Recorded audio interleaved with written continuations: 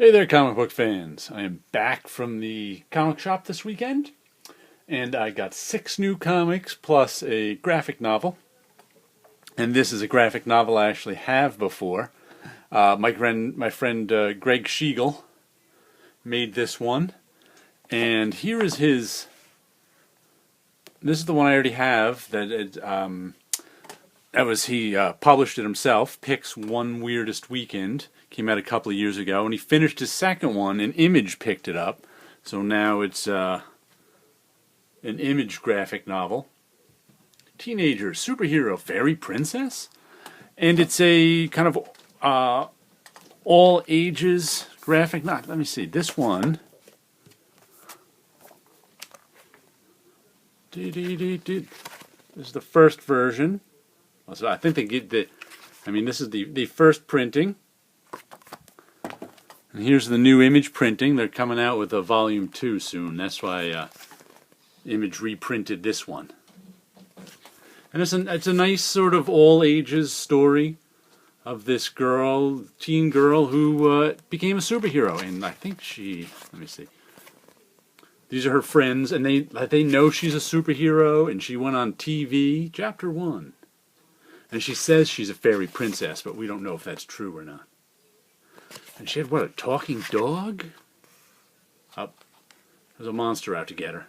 There were some talking animals in it, too. It's a good story. Greg's a good storyteller. He's a good cartoonist. So if you're looking for something that's fun, juvenile fiction, superheroes, fairy tales, and folklore, order this one from Image. It's good stuff.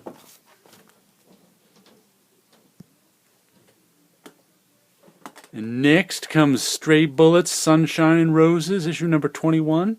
Issue 20 was another sort of weird fantasy story in that it was a story from our main character's childhood where she got hit on the head by her mother and went into a coma. And the whole thing was her fairy tale with Amy Ray's car and stuff in the coma, not wanting to wake up. But it looks like we're back to reality with this one, as she's a grown-up She tracked down her estranged mother across the country as she's on the run from the mob. Well, not the mob, but a mob. Spanish Scott and his minions, who she stole money from. But Stray Bullets is always fun. I was just laughing. This is Stray Bullets, Sunshine and Roses, number 21, and all of us Stray Bullets fans have no idea how long this is going to go on, only because when Image, the first Stray Bullets over the years lasted, 42 issues. And then when they relaunched it a couple of years ago with Image, they came out with Stray Bullets Killers. And that, I think, was 8 issues. So I expected them to just keep coming out with miniseries of 8 issues or something. But for some reason, this one has gone on to 21. I have no idea what kind of crazy numbering they're doing. I mean, I have no problem with it keeping going on. I'd prefer that than miniseries. But it's just funny that it's like, is this just now Stray Bullets? Or is it going to stop and they're going to relaunch it? But anyway, it's good stuff. You should pick it up. And next we have issue number 25 of Outcast, Light of Day, the 25-cent version. I'm all for 25-cent versions of my regular books. I like this. This has been good. I think we're getting some new characters introduced this issue or soon. Our 2 main characters have just kind of found out the real extent of what's been going on at their town, and all these demons have taken over, and there's almost nothing they can do about it. The Mega Box, whatever. And so we have to see the story is kind of all up in the air from here, because the demons have pretty much taken over the entire town, except for our 2 heroes and maybe his wife, and they own the police and the mayor and whoever else. So we'll have to see how.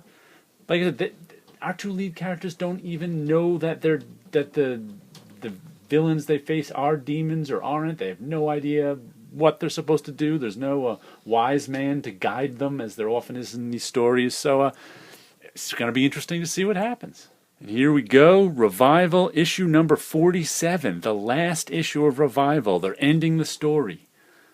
I'm not even going to flip through this one for you for fear of spoiling it. Skull. Is this a Jenny Frison cover, I wonder? That looks kind of like the stuff I've seen from her, but I don't know her work that well. Revival, wow, 47 issues. Not a lot of series go that long these days, so glad I was along for all 47. I think tomorrow I might make a video showing off all 47 covers I got for no particular reason except Revival's ending, and why not show them off? We'll have to see if I make that video or not. Sometimes I get ideas for videos and never make them, and sometimes I do.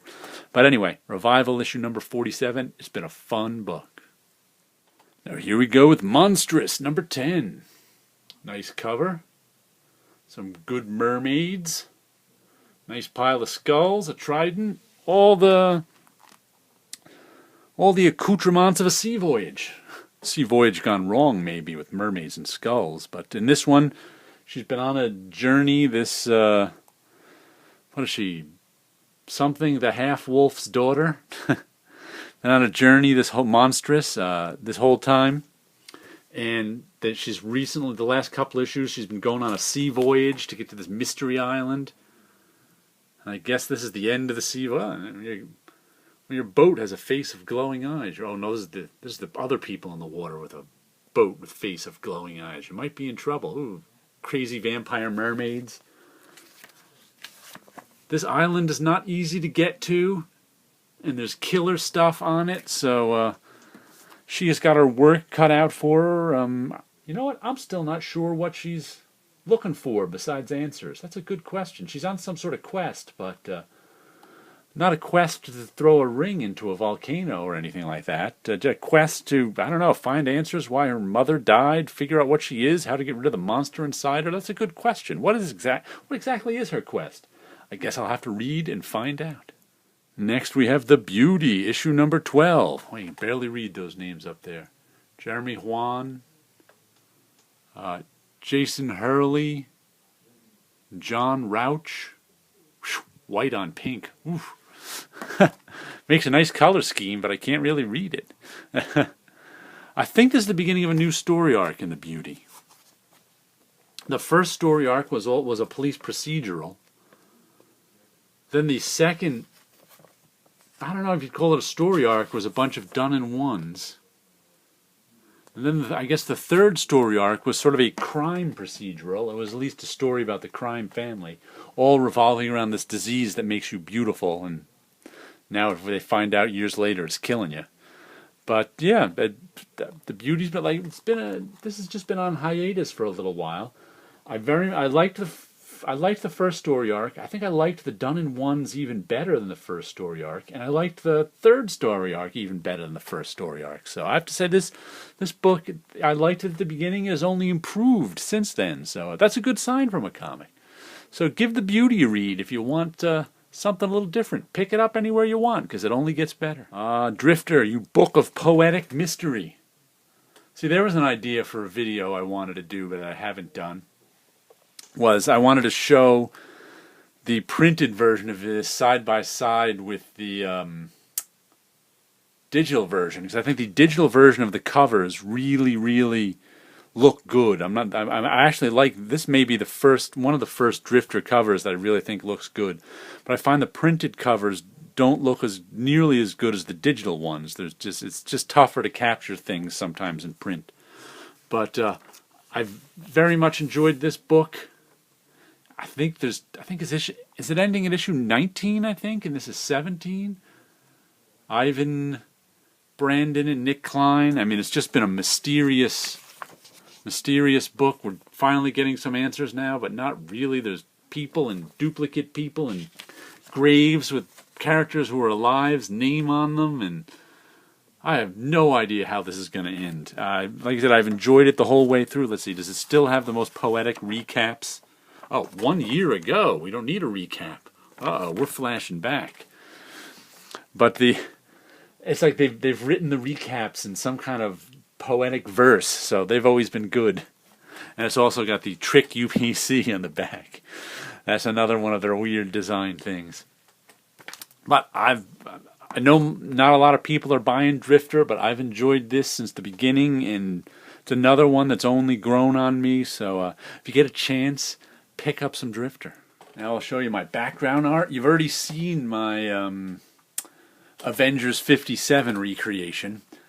I did another one last week. I wanted to do some John Romita, and this is I've never owned this comic, and I actually only saw the cover within the last few years. So somehow it's one that's always slipped by me. It's Medusa.